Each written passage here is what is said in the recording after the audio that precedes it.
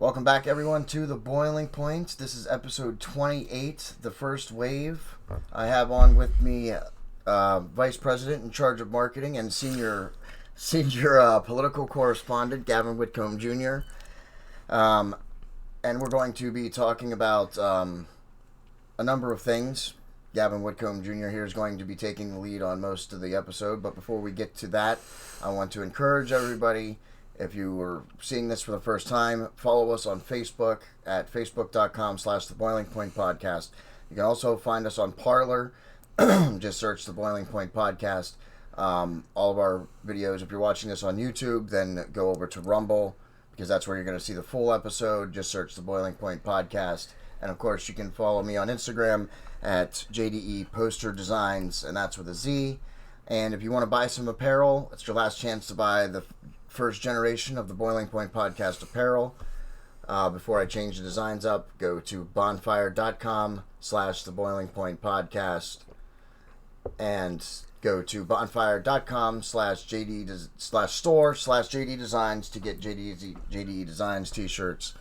And now that we've paid all the bills, we can jump into the episode. Yes. Gavin, welcome back to the podcast. Yeah, it's good to have you again. Thanks, John. It's a dark day. It is, indeed. And one thing I want to clear up, it's not about Trump. No. This isn't about Trump. This isn't about how much I love Trump or like his hair or what he does for my ego or whatever. Or what he does for America. Yeah, this is about a man giving up a lot of his wealth to fight for America and being attacked for the last 4 years relentlessly, nonstop, and then removed with I don't believe I'd call it a soft coup. A little bit more than a soft coup. Not a hard coup, but a little bit more than a soft coup. We've lost the Senate majority to two radicals. So now, how did that happen in Georgia? Where did that come from? Well, using Dominion voting machines, I wonder. It was kind of the same thing. There was like 98 to 99% reporting, and then it stopped counting, and then all of a sudden a vote dump, and all of a sudden the Democrats were in the lead. Right. They were in the lead. Same thing as last time. So we should congratulate the Democrats. They stole an election, and they did it successfully. Yep. So and the courts did not back us up very much on that. They certainly weren't. Nope. Very much help. We have no one to talk to. No one to. They won't hear the cases. Congress. We saw who was for America and who was for globalism and Marxism. We saw who were cowards, and we saw who were strong. We saw who were willing to fight for us. They were not the popular people. They weren't doing it for them or their careers. They were doing it for what was right. Yep. So that going forward, what I don't think people realize is, like I said, it's not about Trump and his personality and how much I love him. Or that I'm part of some cult. It's that he was fighting for us. He stood for the Constitution. But one thing that I want to discuss tonight is that he stood for religious freedom. And the reason this is titled The First Wave is because in my hands is a document that I've had for a few weeks now, and I think it's appropriate to share it with you now. It's called Secular Democrats of America. Now, this was we will have the whole document posted on all of our social media, on Facebook and on Parler, so make sure you head there and check out the entire document. We're not going to cover the whole document because it's 18 pages. It's 28 pages totally. 28 pages. So we're not gonna like sit here and just read you the whole document. We're gonna go over certain points and paragraphs. But if you want to see the whole document, I encourage you to read it. It can be found on both of our on our social media page, both on Facebook and on Parler. Now I want to go through who sponsored this. Congressional Free Thought Caucus membership. Representative Jared Huffman, co-chair and founding member. Representative Jamie Raskin, Representative Dan Kildee, Representative Jerry McNerney, Representative Don Byer, Rep. Sean Caston, Representative Steve Cohen, Representative Pramila Jayapal, don't know her, Representative Hank Johnson, Representative Zoe Lofgren, Delegate Eleanor Holmes Norton, Representative Mark Pocan, Representative Rashida Tlaib, we all know Rashida, Representative Susan Wild, lots of people. These are written by members of Congress. This is how they feel about us. And if you're a Christian, specifically a conservative Christian, a Bible-believing Christian, this should be very concerning to you. You should be very concerned.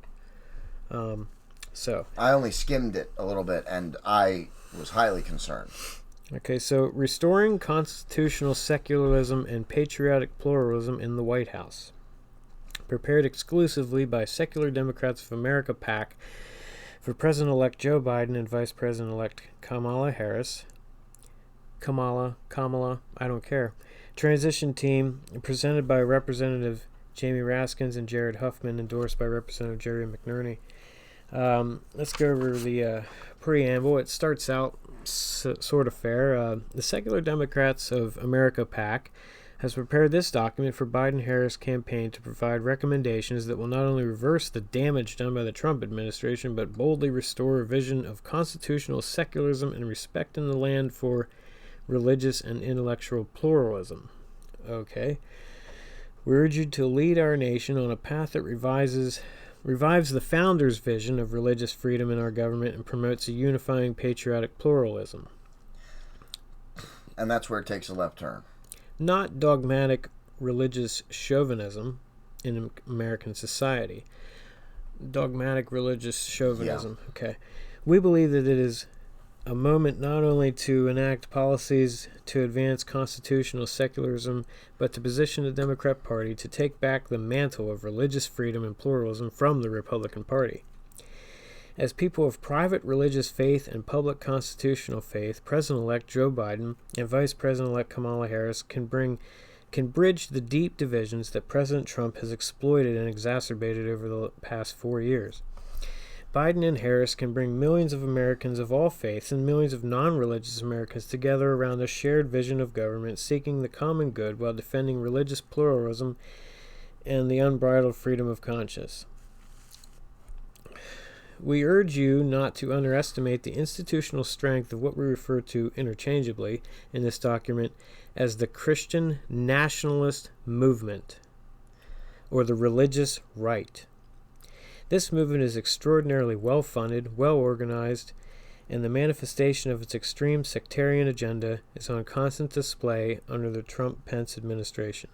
Now, when they say Christian nationalist movement, what they mean is Bible-believing Christians, or people who put, their Christian faith and its practices and moral standards into their daily lives. Yeah. So the free exercise thereof of their religion, and they practice their religion. They practice their Christian faith.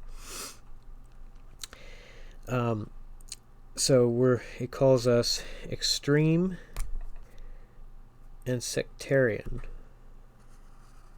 Okay, so we're extreme, sectarian. We're Christian nationalists. Okay. Yep. The religious right. Okay. Its political ideology is anti-democratic and anti-scientific. Now, yeah. Okay. Oh, man. It provides constant cover for white supremacy. So now you have Christian nationalists. We're called Christian nationalists and white supremacists. And we also don't believe in science. We don't believe in science. Now, this is coming from the party that believes men can have periods. So I'm just saying. Yes. Also from the party who is continues to say about unity and time to bring us together. Meanwhile, calling Christians who practice their faith, nationalist movement, which, by the way, just to clear things up, there's nothing wrong with being a nationalist. That means you love your nation. That's what that means. So if you love your nation, you love your country above another country, which you're kind of supposed to. You're patriotic. That means you're a nationalist. You love your nation. Yes. It's not a dirty word that people think it is. But it's been turned into a dirty word, yes, because it's been repeated in a negative connotation by the media so many times over the last 4 years. Well, even before that. Yeah, really before that. Really, it started in the Obama administration. So the religious right, nationalist, right, extreme, sectarian, anti-scientific, white supremacy. Okay. So. Yep. And this is in the third paragraph of this 28-page document. The fun hasn't even begun. And advances a reactionary economic policy, tax policy, and dominionist view of the environment that undermines our capacity and will to address the climate crisis. So, in other words, we value individualism and that your freedom. Money is your money and freedom. So, instead of them taking all your money to take care of the climate crisis, it's more like we value your individual liberty and freedom, and your money is your money. Its agenda rests on a pinched interpretation of biblical principles preached by Christian nationalist leadership, so your Bible-believing preachers and pastors, and thought leaders. With their political agenda sanctioned by a higher power, their base of support is disciplined, motivated, and deeply committed to a vision that does not align with our basic constitutional values and democratic principles. All right, now I'm going to jump in here and comment on that part. Here, let me get that top page for a second. So, in this paragraph, this is the third paragraph of this thing, us Christian nationalists, religious right, extreme and sectarian, with our extreme and sectarian agenda, and our anti-scientific white supremacy. Yeah. Isn't that being nice? led by our Christian nationalist leadership and thought leaders. Yep. With our political agenda sanctioned by a higher power. Let's be clear, God does not have a political agenda whatsoever. Their base of support is disciplined, motivated, and deeply committed to a vision that does not align with our basic constitutional values. Hello? Anybody remember the episode that we did previous where we actually talked about the Constitution being based off of the Christian faith? If you haven't watched that episode, please go and watch it. It was with Pastor Gavin Whitcomb. It's an excellent episode, and we talk about that very thing, about how the Constitution was written with Christian values in mind. Yes, it was inspired by Yeah. the Scripture, because in the Scripture, you are an individual created in the image of God, and so that means that your Creator has endowed you with unalienable rights, and it's the government's job to protect those rights, not Yes. to defraud you of the rights. The And rights they're are saying- God-given, not given by the state. That's what gives us the Constitution. That's what makes us different from any other nation, is that our rights are not granted to us by the state because they're real nice. They're given to us by God because He created us individually, and that's why it's so important. That's what birthed this. Yes, and the fact that they don't think that our vision does not align with the basic constitutional values and democratic principles. And I'm so tired of this. If it's one thing that I've learned over the past 4 years, and even really before that, guess what, everybody? I want you all to sit down. If you're drinking coffee, don't take a sip. We don't live in a democracy. We don't. Oh my goodness, can you believe it? We really don't. I'm going to drink coffee because I already knew that. We live in a republic. We elect the leaders who make decisions. That's what happens. That's what we are. We're a republic. We're not a democracy. We're not a democracy. We are a constitutional republic, and our values, the Christian nationalist movement and the religious right, their beliefs, their higher power, which are not politically motivated, actually align quite perfectly with the Constitution, Yeah. as being that the Constitution was, written off of that whole thing. So I just wanted to make sure everybody was clear on that you can't, just saying just that sentence alone should give you all the information you need about where the Democrats stand and what they actually think of people who believe in God and in Jesus. Is that they don't even think that our values align with the Constitution. That's how out of touch they are. The Constitution aligned perfectly with our values because the Constitution was written with those values in mind. Correct. So, and just like people say, you can't legislate morality. Well, we do it all the time. It's like you're going to jail if you steal. Why would you go to jail if you steal? Because it's against the law. But why is it against the law? Because it's wrong. Yes. But why who do you go to decides prison what's for, right and why wrong? do you go to prison for murder? Because it's wrong. Well, where do we get those ideas from? Yep. A higher power that says this is yours, you can't take it from somebody else, and that's all our laws are based off of. They're based off the Ten Commandments. They're literally based off the Ten Commandments. So all of our normal laws. Yes. Not the slew of unconstitutional laws that have snuck in ever since the progressive era. Yeah. Okay, we ask you to counter this movement's narrative by actively working to dismantle its grip on our government and counter its inaccurate and revisionist messaging around our nation's founding. Okay, first of all, inaccurate and revisionist message, we're not revising it. They are. They're the ones saying that it's not, that our founding fathers didn't have a Christian perspective. Even those who weren't necessarily believers themselves still had a biblical worldview. So what does it mean when they say, we ask that you counter this movement's narrative by actively working to dismantle its grip on our government? I think we'll find out. It's no longer enough just to champion the rights of minorities and marginalized communities or to promote inclusion and equality. We urge you to champion America's original constitutional secularism, which is not true, and separation of church and state as core governing principles that protect religious freedom for people of all faiths and none at all. Who's being persecuted for being an atheist? Yeah. I don't understand that at all. That doesn't make any sense. So, we implore you to help educate the American public. Oh, thanks, because I needed educated. You know what? Actually, I think the American public does need educated, or I wouldn't be sitting here reading this. By reasonably defining what religious freedom really means.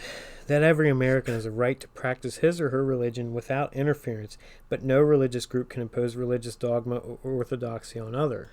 So they're contradicting themselves in their own paragraph. On other citizens and other faiths and belief systems. So, what does that actually mean? What do they want to do? They want to end evangelism, it sounds like. Yeah. And another thing they want to do is, if you have Christian beliefs, they don't want you in the government. Yes. So they only want atheists in the government. So they're championing lack of faith. Yes. Or, since Rashida Tlaib is Muslim, and she had part in this, pretty much anything that isn't biblical Christianity, that's what they want in the government. Yeah, Christianity, Jewish. You could be right. You could be a Satanist. You could be a Wiccan. You could be an atheist. Scientologist. You could be a Muslim. That's fine. Yep. But we don't want.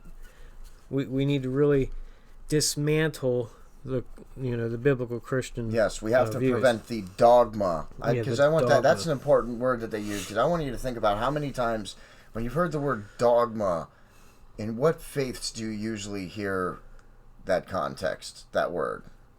I think that was a very interesting word that they chose there. Yeah. Because it's in Hollywood and stuff is what I'm saying. And most of the time when you hear a negative connotation. Yes, but they also usually Christianic dogma is usually the word that is said. Never mind Islamic dogma. Yeah, Islam. Yeah, exactly. That's okay. Well, before we get on, we have a lot more to go. So if you're watching on YouTube, I'm sorry, but this is where we have to let you go.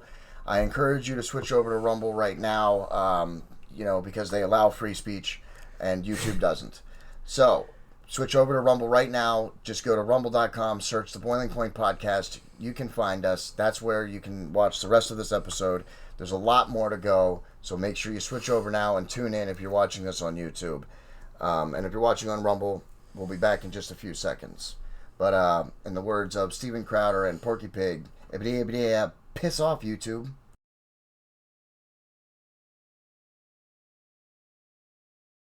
Welcome back, everyone, to The Boiling Point. We are here with Gavin Whitcomb Jr., and we are talking about secular Democrats of America. Gavin Whitcomb Jr. had to dig online to try and find this. It's an important document, and we're going over various sections of it. Of course, the whole document you can find on our social media, on our Facebook page, facebook.com/The Boiling Point Podcast, and we are also on Parler. You should check it out on Parler because there's a good chance that the Facebook one's been taken down. And I will also be posting this on Gab. On Gab. Yes. So, all right. So so to continue. Yep. Continue where we left off. We're a few paragraphs in. So. Yep. So we're Christian nationalist, religious right, extreme sectarian agendas with white supremacy and anti-scientific, preached by our Christian nationalist leaders. Yep. Yeah, that's nice. That's the way to include everybody. Okay. Yep. How inclusive. All right. Americans of all spiritual faiths and of secular beliefs must recognize that the founding constitutional principles of religious free exercise and no establishment of religion are intertwined and stand best when they stand together. Okay. I don't even know what that sentence just said.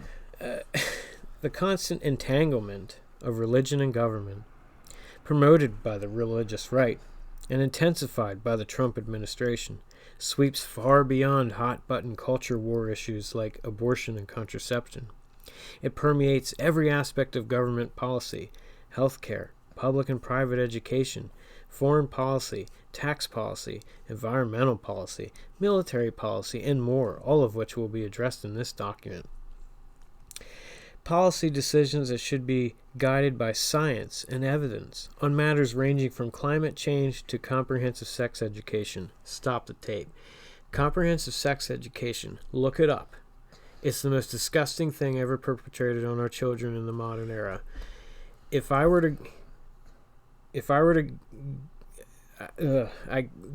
I've seen the stuff.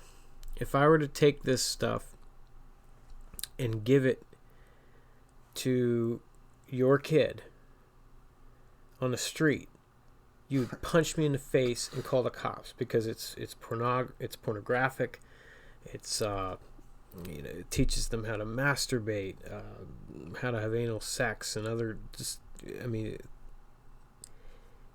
things that are just so not appropriate for children, and it starts in kindergarten. So us religious right and maybe normal people probably don't want our kids to be taught by somebody at school, some stranger, about sex. That's called child abuse. Last time I checked, you know what I mean? So anyway, if that bothers them, well then good.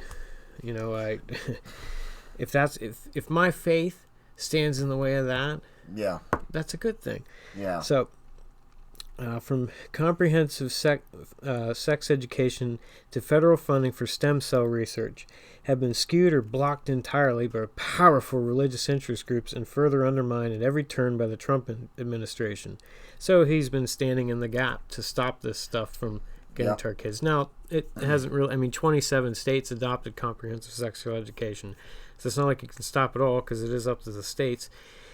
And it's UN and Agenda 2030 promoted, which goes to local governments, which is why your local elections are just as important as your, if not more, than your federal elections. Figure out who's running the school board and local school unions and things like that. There is no example more grave, and here we go, than this administration's lethal mishandling of the COVID-19 global pandemic. which has brought death to hundreds of thousands of Americans. Disregard for science and disdain for expertise have reached an all-time high in this administration of magical thinkers and conspiracy theorists. But these policy distortions did not begin with Trump. The administration will not end without deliberate action to restore rationalist, scientific, and pragmatic policy methods and judgment. I have not seen anything scientific or rational coming from these people. I have not seen anything scientific coming from the left.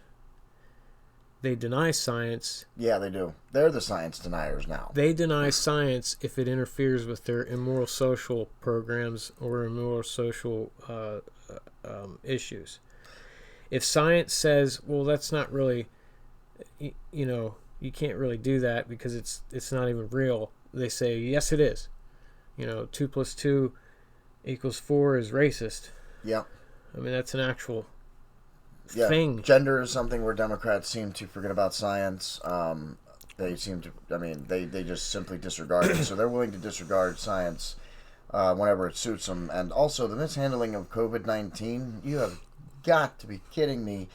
Go back and look it up. There's people out there with videos that have the whole timeline broken down of when President Trump enacted things and what the Democrats were on camera saying just days, either the day he actually did something or days prior or just after he did something, saying the exact opposite. So the fact that these guys are saying that he mishandled it when he was trying to both appease them and protect us at the same time is just the most ridiculous thing that I've ever heard. I'm so tired of hearing that President Trump mishandled the COVID-19. It's ridiculous because the Democrats were out there when President Trump closed the country and put on travel restrictions from China and other countries. It wasn't to every country. It was to China and a few other countries. The Democrats were on camera the same day calling him a xenophobe and racist. So this is the most ridiculous thing. I'm so tired of hearing it. You have to pick one. And the sad thing is that people actually believe it, even though it happened right in front of them. Yeah. I'm old enough to remember a year ago. Yeah. I remember it as it unfolded. It was kind of life-changing. Yeah. So I kind of remember how it all unfolded. I first caught on to the virus hitting in China in December, and I started following. It was like right after Christmas. It was Epoch Times caught on to it pretty quick. Yeah. Trump brought it to their attention beginning of January. He finally got his travel ban in the end of January, and he was called all these things. But anyway, I mean, it's just if you don't. Yeah. If you can't remember the timeline, you can find it. It's pretty easy, and it's pretty clear. Also, okay, yeah. It's pretty clear. Okay, if you that's what happened. It's not a conspiracy theory. It kind of happened. Yeah, and we remember it. Yes, it wasn't that long ago. It wasn't 50 years ago or 80 years ago. It was a year ago. We're all still alive. We remember. Yep. At least most of us. Anybody who's willing to keep their eyes open and understand the truth. Okay, so we believe that now is the right time to make the case for reviving a Jeffersonian approach to governance that favors reason, science, and evidence to disentangle government policy from the influence of sectarian religious interests that have become dangerously entrenched at all levels of government. Jefferson was not against religion. He was not against the Christian faith at all. No. His only reference to separation of church and state was to ensure and make a Baptist church who wrote a letter because they were concerned that they would not be messed with by the government for their beliefs.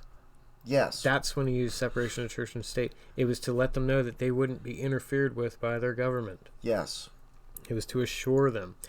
Yes, it was to prevent. Yes, it's to prevent the separation of church and state, which doesn't say anywhere in the Constitution of the United States. By the way, nowhere in the Constitution. And I have a Constitution. Yes, right here. And I have one also right here. So we have the Constitution. We know the Constitution, and it doesn't say that anywhere. So Jefferson was also a proponent of the different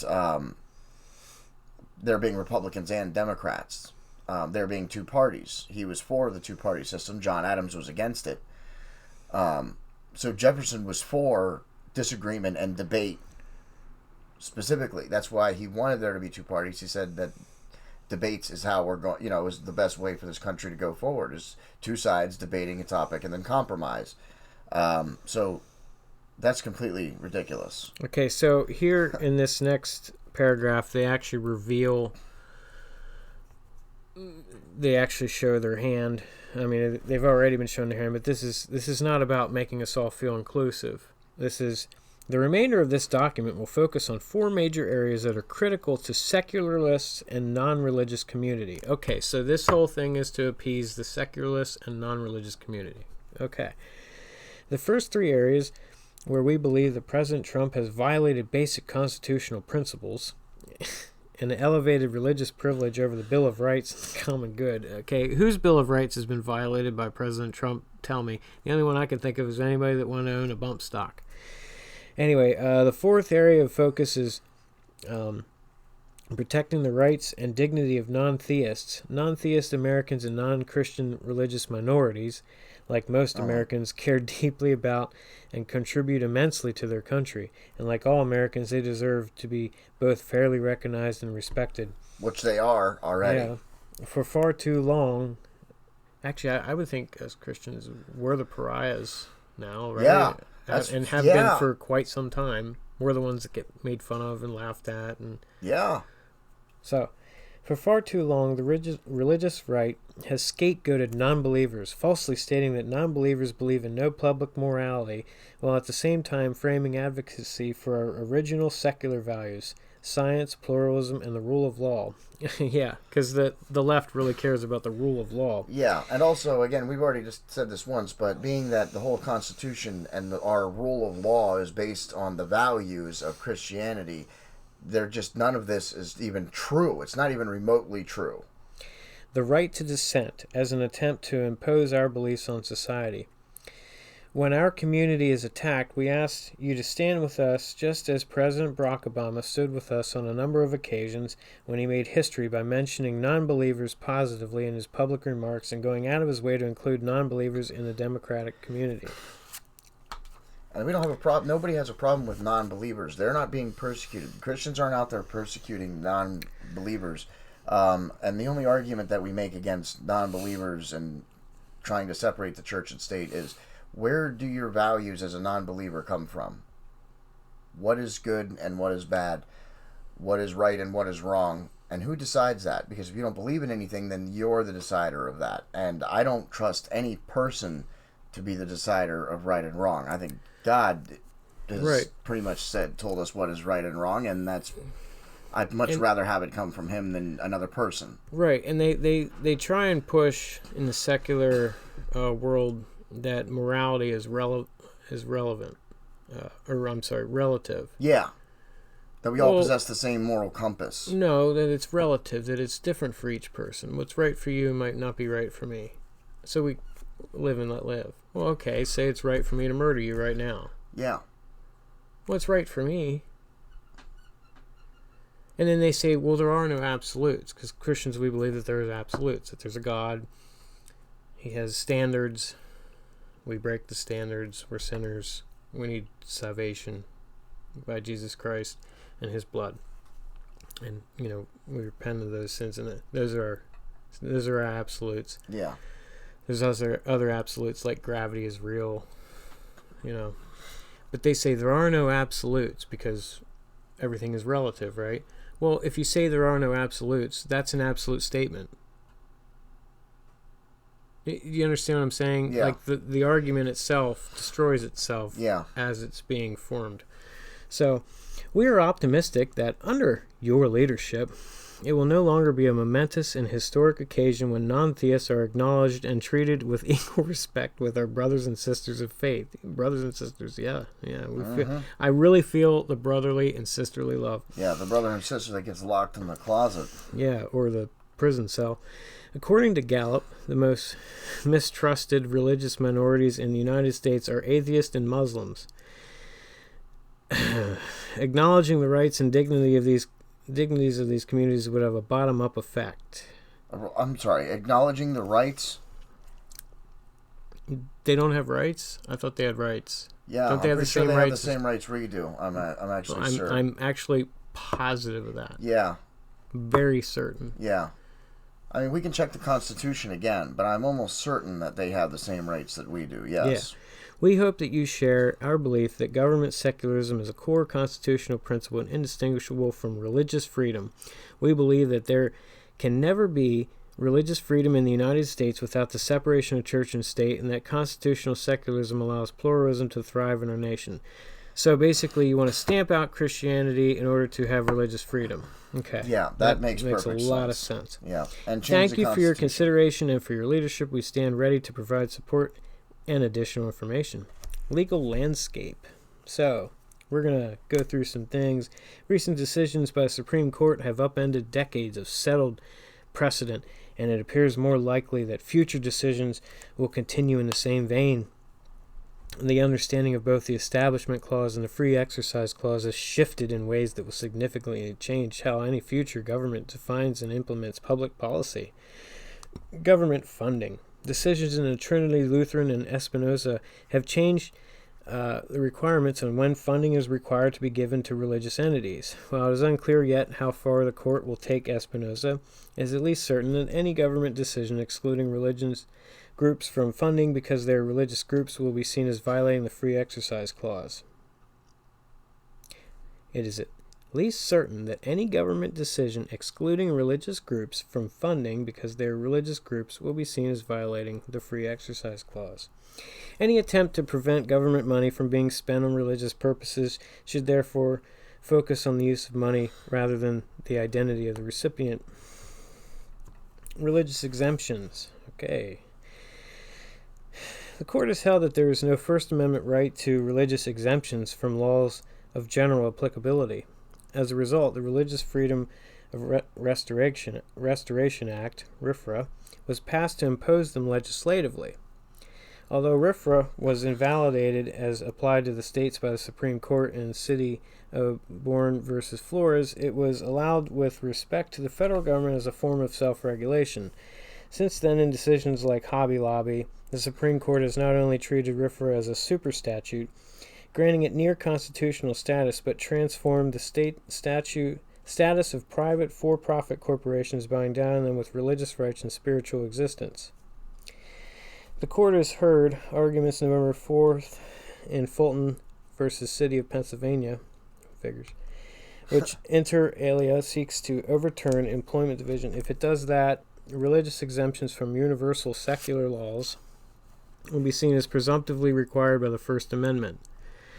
If it does not, the court will likely continue interpreting RFRA broadly to require such exemptions. In order to best succeed in proofing legislation from such exemptions, close attention should be paid to the statements and facts and bills demonstrating clearly that compelling government interests involved and the damage to that interest will occur if exemptions are granted. What they're talking about is that you have a Christian organization, and the organization, the business it's Christian owned, and they want you to provide abortions for your as part of your health insurance, even if it goes against your faith. Now, you're the owner of the business. It's your business. That somehow you're denying people health coverage for an abortion, which, I'm sorry, but that is an infringement on your First Amendment right. That's why it's considered a super statute, because it's been pretty much close to being settled. You have the right to get an abortion. I don't agree. Even Bader Ginsburg thought Roe v. Wade was mishandled. Okay. Yeah. Nobody wants to quote her on that, but she thinks it was mishandled. It wasn't done right. That the court didn't have the ability to make that decision. Those moral decisions are on the state. But it definitely is a violation of your First Amendment rights. Is if you're a faith-based organization and business, to force you to pay for somebody else's abortion. Yeah. If it goes against your faith. Yeah. Okay. You can go get an abortion, but they shouldn't have to pay for it. Absolutely. And that's so they want that to go away so that everybody his employer has to pay for their abortion. Okay. So, government funding. Evidence-based, non-sectarian, and non-discriminatory. The secular government governs on the basis of reason, science, and evidence. As opposed to what? I don't think we have a king that goes to a wizard and asks what the wizard thinks. We're not a theocracy. Yeah. Anyway. There's no mage's tower that I'm aware of in Washington. No, I don't. I mean, well, I'm sure there's some Luciferian priests or something that they consult, to build this. Well, that's true. Science was on the ballot in 2020 because this administration's dangerous disdain for expertise, shocking denial of facts it dislikes for ideological reasons, and naked interference in what should be nonpartisan scientific inquiry have cost more than 260,000 American lives. There we go with the coronavirus again. Oh my gosh. And also regarding the coronavirus, when is the reset button on the coronavirus? Because every year we have a flu season. It runs from a certain time to a certain time. And then when we get to the next year, we reset. It's not we don't tally the flu viruses every year on top of year on top of year. Otherwise, just the regular strain of the flu has killed 1 million or so people or more. Well, yeah. Since 1918, it's killed billions of people. So when is the reset button on the coronavirus? Because if this is a thing that's not necessarily going away, it should still have a season just like the regular flu. Yeah, the reset button on the coronavirus is when it's no longer politically expedient to use it as a way to subvert our basic human rights. Yes. Okay, so anyway. Because the higher the number gets, the more they can scare people. Right. So, government-wide policies on scientific integrity should be adopted by all federal agencies to ensure that federal analysis is free from political and religious bias and that government funding is used to support evidence-based programs. Additionally, taxpayer dollars should not be funneled either to contractors or grantees that discriminate on the basis of religion or to programs that promote a sectarian agenda, such as private religious schools. So, wow. No private religious schools getting funding. Yep. Okay. So no more private schools. Crisis pregnancy centers. So don't want them there's women that are pregnant. We don't want them to. We want employers to pay for abortions, but we don't want any crisis pregnancy centers. No, none of those. No, if they're in crisis, they should just get an abortion. And abstinence only sex education. We don't want that. We can't have that. No. The federal government has an obligation to exercise good stewardship of taxpayer dollars. That's a joke.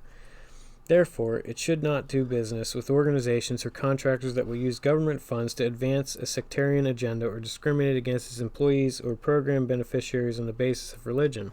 So if you disagree with any of this, then you also don't get any more funding for your small business or any business. Right. If performing the duties of a government contract comes into conflict with the requesting grantee or contractor's sincerely held religious beliefs, it can and should seek funding elsewhere. No institution, religious or secular, is entitled to access taxpayer funding. Well, I agree with that. They're not entitled to it, but if you're basing it on, if you're going to give secular businesses money but not Christian businesses money, then you're favoring one over the other, and that's Congress shall not. It's like literally the opposite of the First Amendment. Yeah. So, utilize every mechanism at the administration's disposal to ensure that the Department of Education does not funnel taxpayer dollars to private schools. Private schools. Any private schools receiving taxpayer funding, whether directly or indirectly, should be held to the same non-discrimination and accommodation requirements of public schools and expected to meet curriculum standards for secular subjects, including science and history. So, what they're trying to do is take any funding away from private schools. If the private schools need the funding to survive, then, you have to accept our version of history and our version of science. Yes. And just so everybody knows, when it comes to the school system, public schools are actually gaining a lot of ground because they seem to be working better than the public schools for whatever reason. Public schools are working. They're better. You can check to any measurable... Private schools.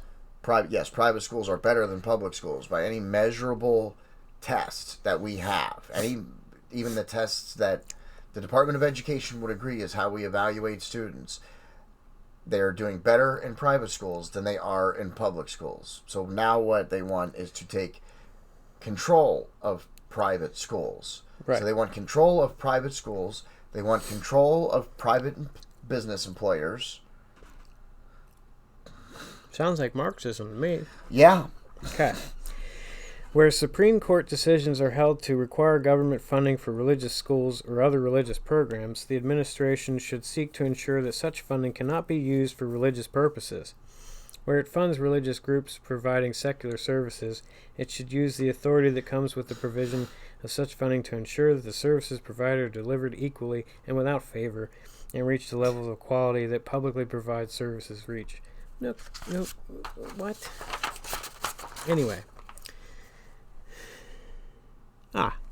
All rules, regulations, memoranda, and other actions regarding federally administered health care programs that sanction denial of care on the basis of religion must be repealed. So we're talking about places that, like a Catholic hospital, that won't do an abortion. Yeah. Yeah. So they're going to force them to do abortions. Okay. Not cool.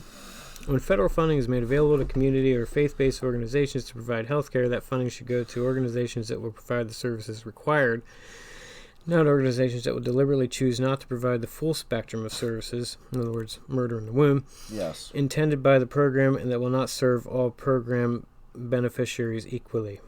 So now you have to practice medicine the way we want, or you don't get funding for your clinic. Okay.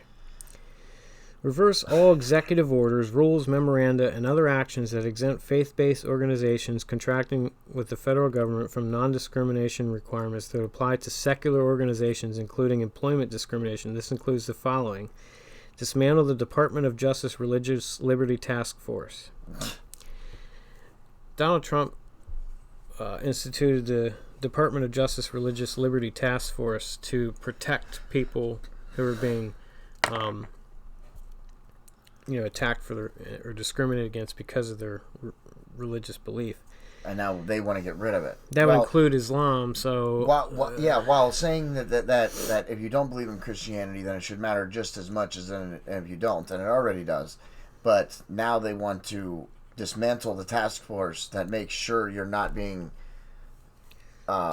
discriminated against because of your religion. Think about that. Just think about what I just said. Okay, dismantle the HHS Conscience and Religious Freedom Division. Repeal Executive Order 13798, promoting free speech and religious liberty. So they want to repeal an executive order. The fact that he had to do an executive order to strengthen free speech and religious liberty is sad. But the fact that they want to repeal that, promoting free speech and religious liberty, it's almost like they're attacking free speech and religious liberty. Yeah, I mean, it's pretty clear right there that what they want to do is repeal the Free Speech and Religious Liberty Act. Yeah, I'm reading here that they want to repeal promoting of free speech and religious liberty. Yes. And reverse its implementation across various executive agencies. Okay, so if you work for the government, you're not allowed to speak about your religion. You don't have free speech. Something we spoke of off air before we started this podcast. Yeah. So, rescind and replace the Department of Justice Memorandum Federal Law Protections for Religious Liberty. So you want to rescind and replace the Department of Justice Memorandum Federal Law Protections for Religious Liberty. So you want to remove federal laws protecting religious liberty. Why would you want to remove them? While in paragraphs just before, you're saying how important it is that we have religious equality. Right, that we're all inclusive. But now you want to remove all of the departments and the executive orders that strengthen those rights. So if you are just as confused by this as we are, then you're not alone, so don't feel bad. Because this is just, I'm sorry, pardon my language, but fucking ridiculous. Yes. This is just fucking ridiculous. it's not even that confusing. It's they lie through the first part. Yeah. So that someone reading it's like, well, that's kind of lame. I'm not real into that, but whatever. It's boring. And then when you get to the meaty stuff, which is why we're doing this, even though it's long, yes, kind of boring. Yes, it's scary, and you need to pay attention. Yes, we have events like we did yesterday because people weren't paying attention. Antifa said they were going to do what happened yesterday, and everybody still, Trump supporters think Trump supporters did it. Yeah, I don't, but yes, there are people, and even some of the congressmen and senators that were on the side of President Trump got turned off by that. I can't imagine why Antifa would have dressed up as Trump supporters and then stormed the Capitol. I also want everybody to point out that there's video evidence out there to show that the police let them cross the barricades to storm the Capitol building in the first place. So you can go find the videos and decide for yourself what it actually was. But there's also video of Trump supporters trying to stop people from breaking the windows. So there you go. I mean, just think about this. It's really not that hard. If you're confused, it's because you're trying to understand why they would do this, and it's because they're lying and they want to steal the election. So, and they want to change our country. And they want to demonize any Trump supporter, make us seem dangerous. They want to. Well, they want to demonize anybody who doesn't agree with them. They want to take care of the. Where was it? Let's see. What did they call us? Oh yeah, that was on the. Oh yeah. Where is this? It's on this one of these. Yeah, it's that one. Oh yeah, they want to. Oh, they want to get rid of the Christian nationalist religious right with their extreme and sectarian agenda that's anti-democratic and anti-scientific and. Is a cover for white supremacy and is preached by Christian nationalist leadership and thought leaders. Yes. That's what they want to do. They want to get rid of us. Yes. So if you're a Christian and you're a conservative, whether you like Trump or Trump's not the issue here. It's you. Yeah, it's beyond that. It's not. Trump is just the catalyst. That's just what they're using for their sounding Trump horn. was just the. He was the dartboard. Yeah. The real target's you. Yes. So, you can be like, oh, I can't believe what happened today, all you want. But the real target is you. Anyway. All of us. We urge your administration to disincentivize state funding for programs that are not evidence-based, which can cause harm by spreading misinformation, such as crisis pregnancy centers. So, a crisis pregnancy center causes harm by spreading misinformation. Your baby is in crisis and needs to come out. And so a crisis pregnancy center, like a girl doesn't know what to do. She doesn't want to have an abortion, but she's afraid she might want to have an abortion. She doesn't know. She just goes to a crisis pregnancy center, and all they do is give her other options than an abortion, and you're saying that's misinformation? No, they're giving her alternative information. She still can walk right out the door.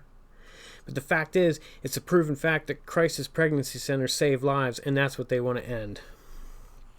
Yes, they want more abortions. I mean, they don't hide it. They say it. That's not a conspiracy theory. Just pay attention, and you'll see this. Yeah. These programs are an ineffective use of taxpayer dollars, and they cause demonstrable harm to vulnerable communities. Planned Parenthood. Yeah.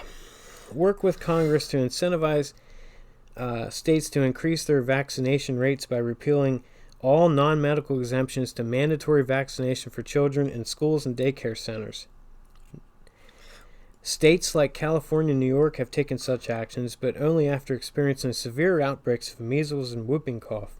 Parents and children have the right to a school environment free of vaccine-preventable diseases. The most vulnerable among us who are medically ineligible for vaccination depend on herd immunity to protect them.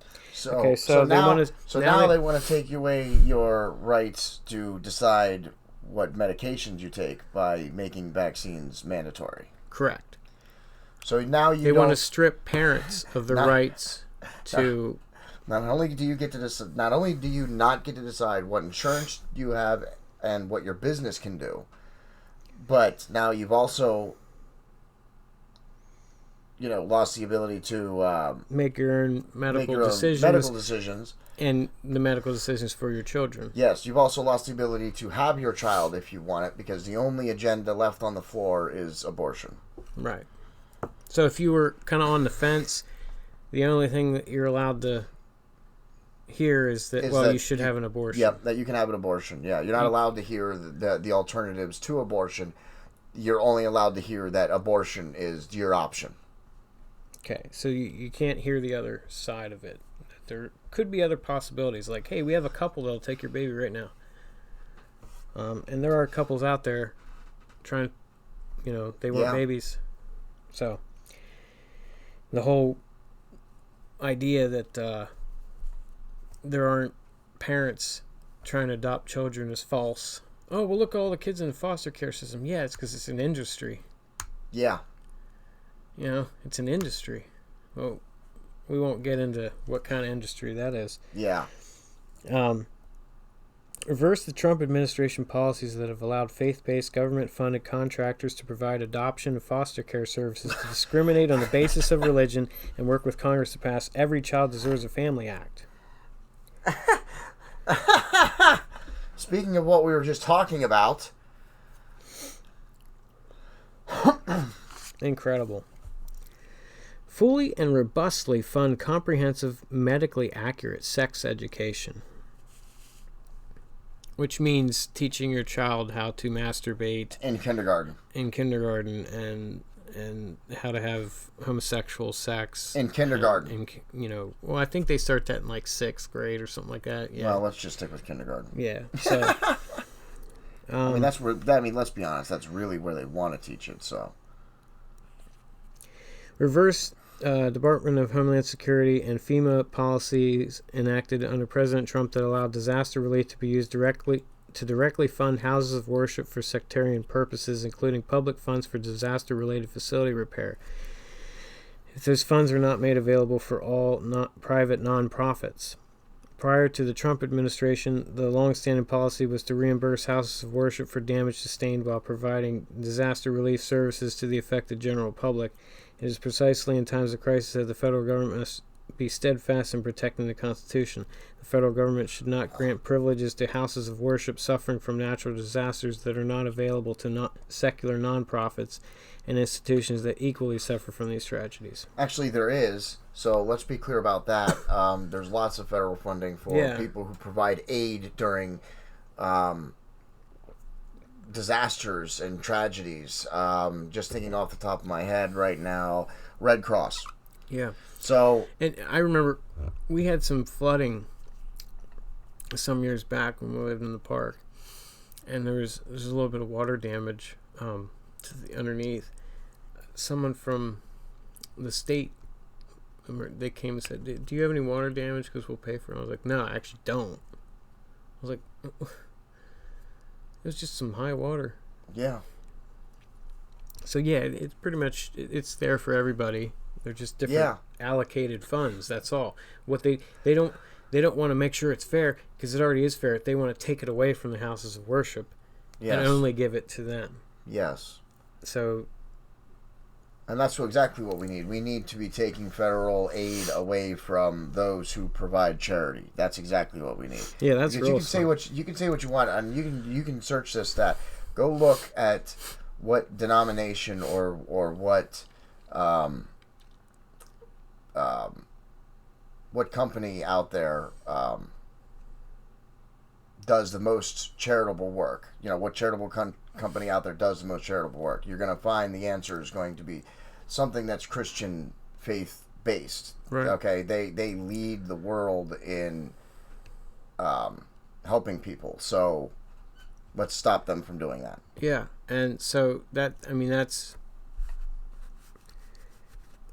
goes along with Marxism. You should depend on the state, not like if they destroy a charity's ability to do charity work, then you're only relying on the government. Yep. So, the Trump administration took advantage of the urgency surrounding COVID-19 relief to issue new rules and guidance at the Small Business Administration that egregiously violated the separation of church and state, upended long-standing policy and privileged houses of worship by exempting them from standards applied to other 501c3 organizations and businesses applying for assistance. In other words, when he said that houses of worship are essential, yeah, because it's the First Amendment. Yeah. So.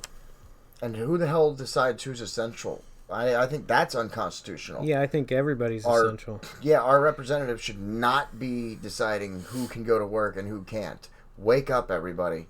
If that's not the biggest alarm going off in your head, then I don't know what else is going to possibly get you to see it. Like okay, if you've the government been told, is dictating who, if you work at this place, you can work, and if you work at that place, you can't. Hello? Here's the thing. If you've been shut down and you've not been allowed to work, but other people have, how much of an individual do you feel like? You feel individually alone, but you do not feel individually protected. You do not feel like an individual. You just feel like a piece in the machine. A tool. And not even an essential tool. Nope. Non-essential. So. Because only Walmart is essential, everybody. Yep. Okay, restoring constitutional secularism and scientific integrity. Donald Trump has empowered the religious right in ways no other administration has before. Woohoo! Making significant advances in enacting their Christian nationalist agenda. The following recommendations serve not just as a guide to reversing these policies, but to proactively implement policies that restore secularism to the federal governance and disentangle entrenched religious interests from federal policy. In addition to our recommendations pertaining to executive agencies, we propose working with Congress and governors to advance secular agendas at all levels of government, taking into account the current makeup of federal courts and new unfavorable precedences that your administration will have to contend with. Please see Legal Landscape on page 3. We strongly recommend coordinating closely with the Congressional Free Thought Caucus on issues in Congress affecting religious freedom, separation of church and state, and scientific integrity. In 2018, CFC was founded in large part to stand up to a deluge of startling attacks on the secular character of our government by the Trump administration. This will be the first Democratic administration that will have the opportunity to partner with the Congressional Caucus committed and focused specifically on these issues. So they're committed, and this caucus is committed and focused on destroying Christianity. That's such a wonderful... I mean, when I get up in the morning, I'm like, you know what? How can I destroy somebody's faith? Yeah. And ability to practice it? That's what gets me up in the morning. Yeah. It's the only reason... It's not the coffee. It's that. No, it's the only reason to live, really. Yeah. I want to dedicate my life to destroying somebody else's ability to worship. Yeah. So, the mission of the caucus is to promote public policy formed on the basis of reason, science, and moral values. Now, bear in mind, Rashida Tlaib, you're a Muslim, okay? I know. The Quran teaches that the sun sets in a puddle of muddy water. Shut up about science. Yeah. Shut up. Yeah. You racist, anti-Semitic jerk. I'm trying to keep it PG. She hates Jews. Yeah, she does. And yet socialist Jewish Americans support her when she wants them dead. Yeah. What's going on here? I don't know how to explain how some of these people are popular. AOC. Tlaib. I don't know. Every time I hear them talk, I'm like, who in their right mind voted for you? What were they smoking at the time? Yeah. The mission of the caucus, we already said that. Strict constitutional principles of the separation of church and state, oppose discrimination against atheists, agnostics, humanists, seekers. But not against Christians. Hold on a minute. Religious and non-religious persons and to champion value of freedom of thought and conscience worldwide, and provide a forum for members of Congress to discuss their moral framework, ethical values, and personal religious journeys. Okay, so hold on a minute. So, who opposes discrimination against atheists? Nobody's doing that. Agnostics? Nobody's doing that. humanist. Nobody's doing that. I mean, I stand against humanism, but not the humanist. Yeah. Seekers? Who? So somebody's seeking a religion, so they're being persecuted somehow? I guess so. Apparently there's an abundance of persecution. I wasn't aware of that. The only persecution that I'm aware of has been on us since 12 years? Yeah. Yeah, at least. Oh, here we go. Scientific integrity. The nation's addiction crisis has been further exacerbated by the COVID-19 pandemic. No, it's actually been exacerbated by you shutting everybody down and making them feel like they're not worth anything and that there's no reason to live and they're in constant fear. That's why addiction picked up. Yes. You freaking idiots. How about you take some scientific data and look at that? Yes. As your administration, so are suicides as well. And also China has been funneling fentanyl through the cartels, hence some of the sanctions on China and the tariffs. Not all of it was because we were getting screwed by China. That's part of it, but it's also some of the tariffs were as a direct result of them being the largest distributors of fentanyl in the world and funneling it to the cartels into the United States on purpose to subjugate us the same way the British did to them.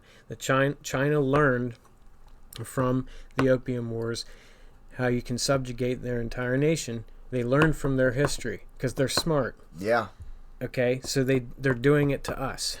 Just putting that out there. As your administration tackles this issue, we urge you to expand access to secular, evidence-based mutual aid peer recovery support programs that expressly support medication-assisted treatment. So the whole higher power thing, you can't have that in your recovery plans. This will protect the constitutional right to a secular recovery option for members of the armed forces, our veterans, and our criminal justice system. It will also ensure that every American in need of peer recovery support services has access to the variety of options and opportunity to choose what is most helpful to them. Except anything that includes God. As if they don't already have that option. Yeah. Okay. I mean, yeah. Dr. Eleanor McCants-Katz, Chief Medical Officer of SAMHSA under the Obama-Biden administration and current Assistant Secretary for Mental Health and Substance Use, has written that the gold standard for treatment of opioids and other substances use disorders is a combination of MAT, psychosocial therapies, and community-based recovery support. Individuals suffering with substance use disorders will benefit from President Biden's officials having the same position, which is widely supported by the research and considered best practices. I wonder what the big blue book has to say about that. We recommend that your administration fully and robustly fund the White House Office of National Drug Control Policy, appoint a Secretary of Health and Human Services and an Assistant Secretary of Health and Human Services for Mental Health and Substance Use, administrators of the Substance Abuse and Mental Health blah, blah, blah, blah, blah, blah, who have extensive background in science-based addiction policy, as opposed to fairy dust, fairy magic. What? And isn't there already a Secretary of Health and Human Services? Yeah. But they can't handle mental health. I understand. No, yeah, and they want one that only looks at it through a science-based. Yeah. Science-based addiction policy. Yeah. So like the whole 12-step program. Yeah, because Faith has no. Get rid of that. Yeah, Faith plays no role in recovery whatsoever. Yeah, like the 12-step program. It was like specifically inspired by the scriptures. Yeah. Let's get rid of that. Let's scrap that because it doesn't work. Even though it's worked for millions of people. Let's get rid of the thing that is working better than anything else. Yeah, as long as you work it. If you don't work it, it doesn't work. Yeah. Well. Yeah. So let's just put everybody on methadone, Suboxone, and then they become more dependent on methadone, us, the government. Yes. Then you can go to because now they have to now the people have to get their paychecks from the government. They have to get their medications from the government. And they get their rehab from the government. Yeah. But not, I mean, or, you know, well, that's what their version of rehab. They're dictating it, yeah. Yeah, their version of rehab. Not like... You're only going to get funding if not you do your rehab traditional, our way. Yeah. But if you do it like a way that has worked before for lots of people, well, it's too faith-based. We can't have that. Yeah. It might offend somebody. Yeah. Even though now you walk into a Narcotics Anonymous and they're like, your higher power can be your inner self. Well, yeah. Doesn't your inner self want to get high? I'm just throwing it out there. Work with Congress to pass the Scientific Integrity Act and the Preserve Science and Policy Making Act. Ensure that all scientific reports and findings that have been suppressed or buried by the Trump administration, particularly those related to climate crisis, are published and made publicly available. They already are published and made publicly available. And you want to talk about being suppressed. You guys never shut up about it. How hard did you have to dig for this document? Talk about being suppressed. Yeah. Reverse all sectarian-based restrictions on federally funded fetal tissue and stem cell research, and ensure that allocations of funding are informed by the national interest, not dictated by religion or pseudoscience. So when you kill your babies, now you can sell the stem cells from getting the abortion. Yep. Except you're not going to get the money for it, I guarantee it.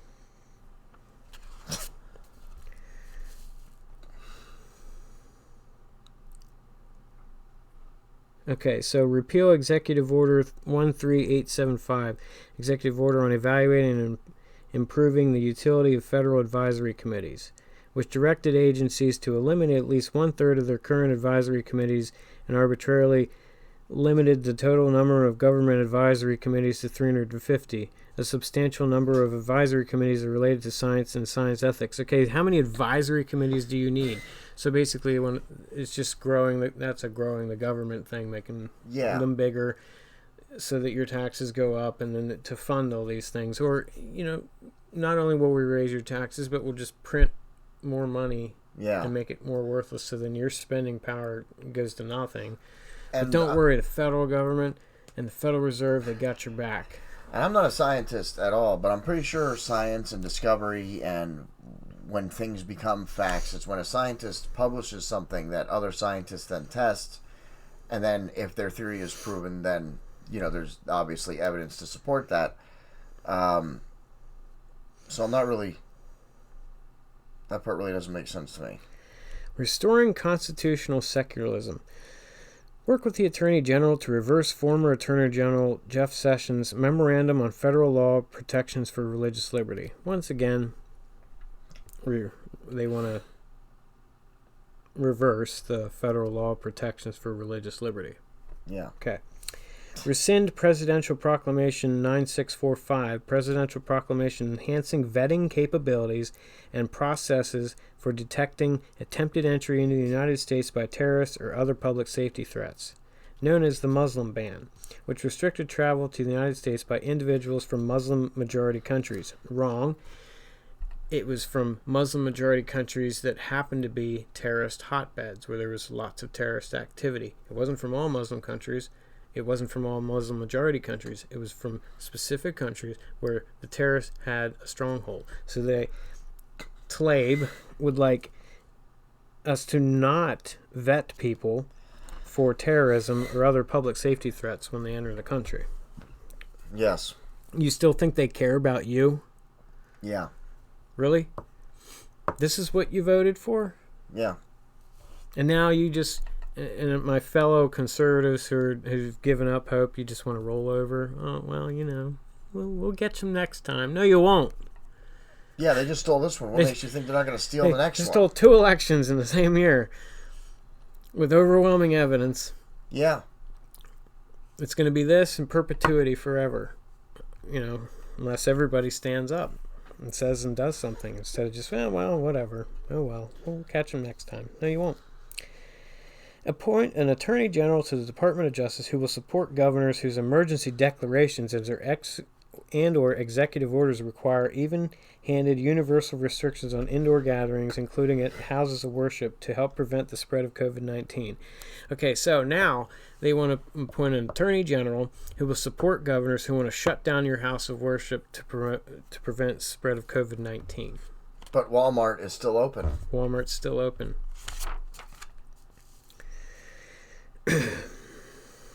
Actually, you know what? That's probably a good spot to end the first part. Yeah. So what we're going to do here, everybody, we are going to end part 1. This is going to be the end of part 1 of this episode.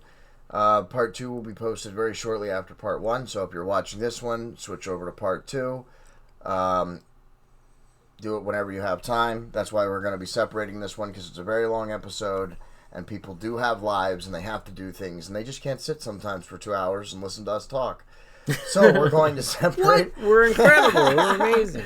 So we're going to separate this episode. So thank you for tuning in to part 1 of this episode, episode 28, the first wave.